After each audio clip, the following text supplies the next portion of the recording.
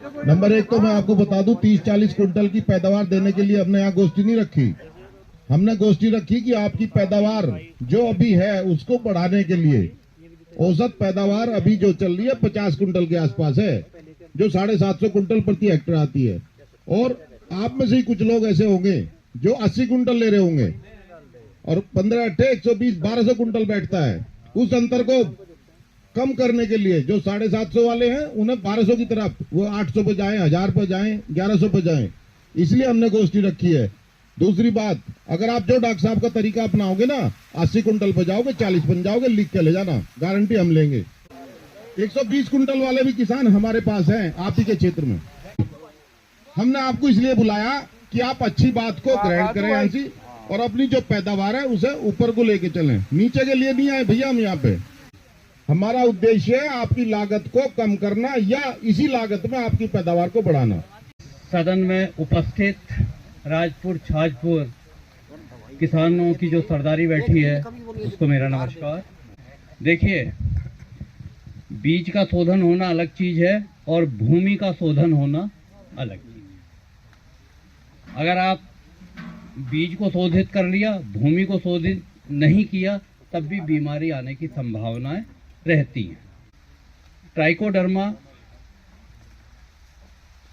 आज से 237 साल पहले ये जमीन में से ही निकाला गया था और ये किसान की मित्र फफूंदी है। अब ट्राइकोडर्मा भी दो तरीके के आ रहे हैं, एक सॉलिड वाला आ रहा है और एक लिक्विड वाला आ रहा है। ईमानदारी से कहूं तो मैं सॉलिड वाले का पक्षधर हूं। अगर आप अपनी खेत की तैयारी के समय पे 1 किलो बीघे का, देसी भाषा में समझे तो 1 किलो बीघे का ट्राइकोडर्मा 3-4 कुंटल गोबर की सड़ी हुई खाद या सड़ी हुई प्रेस मड में छाया में आप मिला लें, पानी के छपके मार के फावड़े से काट दें और 5-7 दिन तक इस प्रक्रिया को दोहराएं। अब क्या होगा, वो जो ट्राइकोडर्मा, अभी जो जामुन वाली बात बता रहे थे सही जमाने के लिए, ये ट्राइकोडर्मा अपनी कॉलोनी इतनी तेजी से बढ़ाता है, जो 1 किलो पाउडर में था वो पूरे उसमें फैल जाएगा 7-8 दिन के अंदर। आखिरी जुताई से पहले आपने खेत की तैयारी के समय में ट्राइकोडर्मा डाल दिया और आपने पानी लगा के या जुताई कर दी, अब ये आपका भूमि का शोधन हो गया। अब ट्राइकोडर्मा, आपने नाम तो सुना है, कितने किसान भाई ऐसे हैं जिन्होंने इसके काम के बारे में जानते, कैसे काम करता है, लेकिन जड़ के पास जब आप खोदेंगे तो वहां पे क्या दिखाई देगा, देखिएगा, वहां पे नमी होगी। क्यों? जड़ों ने पानी खींचा, पत्तियों को गया, पत्तियों ने भोजन बनाया और फ्लोएम सेल से वो भोजन जड़ों के लिए, पोषण के लिए वापस आया और कुछ भोजन रिस कर जमीन के अंदर आ गया, वही आपको नमी दिखाई देती है। और वो जो भोजन रिस के आया वहां की पीएच आपकी अलग होगी और वो जो भोजन रिस के आया उसी की लड़ाई है। जो शत्रु वाले फंगस है वो चाहेंगे इस भोजन को मैं ले लूं, रेड रॉट वाला चाहेगा मैं ले लूं, विल्ट वाला चाहेगा मैं ले लूं, और ट्राइकोडर्मा अगर आपने डाला होगा वो चाहेगा इस भोजन को मैं ले लूं। वो क्या काम कर रहा है, ट्राइकोडर्मा पौधे की जड़ के चारों तरफ लिपट जाता है और उस भोजन को लेने लगा। ले तो भोजन रहा है, लेकिन उसके एवज में पौधे को क्या दे रहा है, पौधे को सुरक्षा प्रदान कर रहा है, क्योंकि रेड रॉट और विल्ट, उकटा रोग जो है, और रूट वर्म, सब ये जड़ में से घुसते हैं। जब ट्राइकोडर्मा ने उसको कवर कर लिया है तो अब ये वहां से नहीं घुस पाएंगे। जो उकटा रोग के स्पोर हैं जमीन के अंदर 29 महीने तक जीवित रहते हैं। आप ईख की मैं बात नहीं कर रहा हूँ, गेहूं, धान, जिसकी भी आप खेती कर रहे हैं, हर खेत के अंदर ट्राइकोडर्मा आज की डेट में डालना नितांत आवश्यक है। एक बार और ट्राइकोडर्मा आप डाल सकते हैं खेत में। जिस समय आपने ईख बो दिया, ईख का जमा हुआ, 45 दिन बाद जमा होता, 1.5 महीना लगता, जमा हुआ, इतना बड़ा ईख है आपका, उस टाइम भी आप ट्राइकोडर्मा डाल सकते हैं किसी विधि से। सॉलिड वाले से, लिक्विड वाले की मैं वकालत नहीं कर रहा, मैंने सॉलिड वाले की बात आपसे कही। लिक्विड हो या सॉलिड हो, आप 200 लीटर पानी में उसको मिला दें, उसके अंदर 2 किलो गुड़ पुराना, ठीक है जी, उसे पानी में घोल, गर्म करके घोल लें उसे और उसको उसमें डाल दें और ड्रम में उसको चला दें। एक हफ्ते तक डेली आप उसको एक बार चलाते रहें। एक हफ्ते बाद आप उसमें क्या देखेंगे, नीचे से छोटे छोटे बुलबुले से या झाग से आ रहे। अगर वो आपको दिखाई दे रहा तो ये मान के चले ये ट्राइकोडर्मा भी जीवांश है। आपने खाली बोतल में छेद करके नाके पे रख दिया तो उतना इफेक्टिव नहीं मिलेगा। ये जड़ से प्रभावी होता है, पत्तियों से नहीं होता। पत्ती में और ईंख बो रहे हैं खेत के अंदर, तब कितनी कितनी खाद आपको डालनी है, यही आपका प्रश्न होगा संभवतः। 25 किलोग्राम जिंक सल्फेट प्रति hectare. Zinc sulphate 180 KG nitrogen प्रति हेक्टेयर, 80 केजी फास्फोरस प्रति हेक्टेयर, 60 केजी पोटास प्रति हेक्टेयर और 40 केजी सल्फर प्रति हेक्टेयर। 2 किलो बीघे का जिंक सल्फेट लिख ले। बीघे का कब डालना है? आखिरी जुताई से ठीक पहले। अगर आप डीएपी के साथ बुआई करते हैं, 1 बीघे में आपकी 13 किलो डीएपी पड़ेगी। पोटास कितना डालते हैं 1 बीघे में? वो पड़ेगा 8 किलो बीघे पे। कुछ किसान भाई ऐसे होंगे जो एनपीके से बुआई कर रहे होंगे 12-32-16 के सापेक्ष, वो पड़ेगा 17 किलो बीघे का। इसके साथ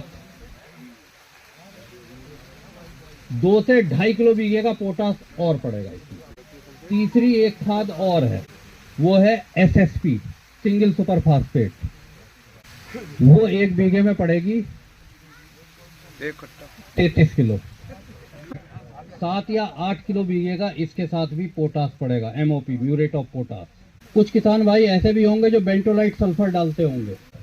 यदि आप एसएसपी डाल रहे हैं तो आपको एक तो बेंटोलाइट सल्फर जो किसान भाई डालते हैं खेत में, उसमें डालने की आवश्यकता नहीं पड़ेगी। कैल्शियम नाइट्रेट डालने की आवश्यकता नहीं पड़ेगी। या बोरोन भी एक एलिमेंट है, वो आपको डालने की आवश्यकता नहीं पड़ेगी यदि आप एसएसपी के साथ बुआई करते हैं। जिंक सल्फेट को इन खाद के साथ नहीं मिलाना।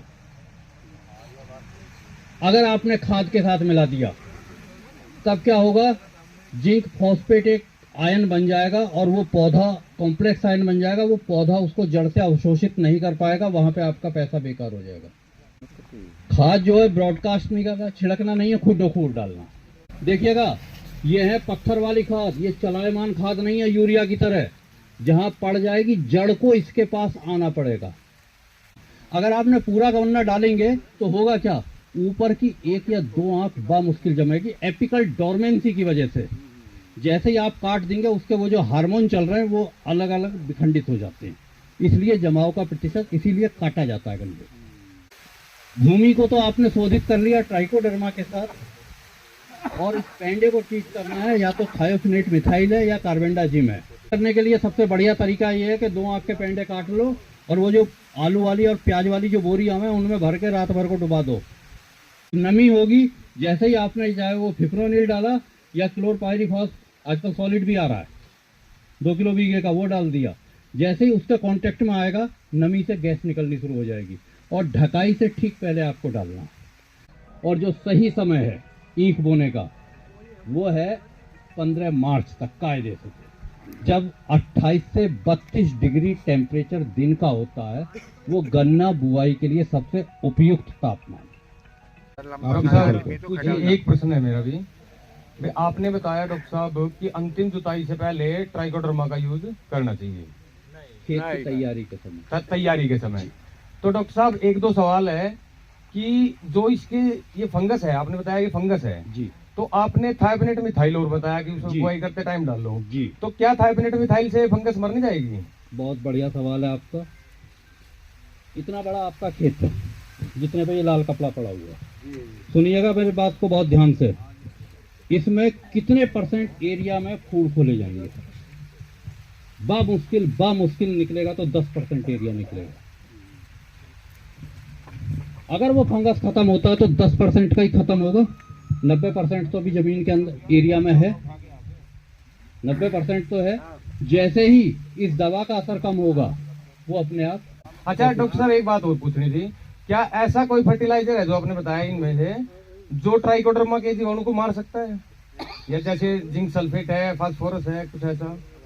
देखिए, इसीलिए मैंने वकालत आपसे की थी कि सड़ी गली चीज़ों के अंदर ट्राइकोडर्मा बहुत तेज़ी से अपनी कॉलोनी को बढ़ाता है। अगर एक जगह की मरेगी तो दूसरी जगह अगर आपने गोबर की खाद में मिला के डाल रखा होगा तो उसकी कॉलोनी अपने आप बढ़ जाएगी।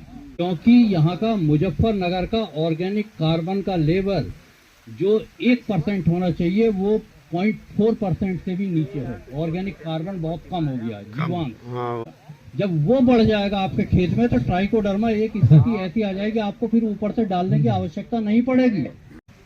अब बात आती है वैरायटी की। अभी तो और 118 में कहने का मतलब जो वो कम हो रही है, फूट कम होती है पेड़ी की, ये इसीलिए तो किसान बिदकता है 118 से।